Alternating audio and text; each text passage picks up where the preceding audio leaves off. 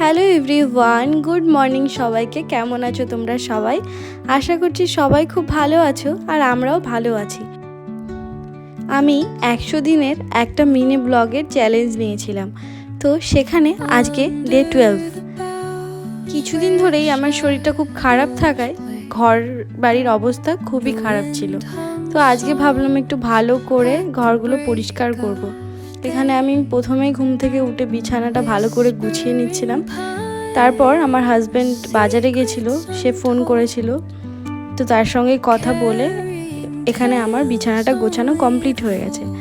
তারপরেই যাব অন্য ঘরে। দেখো ঘরটার অবস্থা কি হয়ে আছে। এখানে এখন আমি সব পরিষ্কার করে একে একে তারপরে ঘরটাকে পরিষ্কার করব। এই ঘরটায় বেসিক্যালি আমার হাজব্যান্ড তার অফিসের কাজবাজি করে। ওর টেবিলটার অবস্থা আরও খারাপ হয়ে আছে, যেটা এখন আমি দেখাতে পারছি না। তো তারপর বেডটা পরিষ্কার করে, টেবিলটা পরিষ্কার করে এখানে আমি 2টো ডিম সেদ্ধ নিয়ে চলে আসলাম। এটা খেয়ে আমি চলে আসলাম দুপুরে রান্না করতে। আজকে দুপুরে চিকেন হয়েছিল। ও বাজারে গেছিলো, তেমন মাছ না পাওয়ায় তারপরে চিকেন নিয়ে চলে এসছে।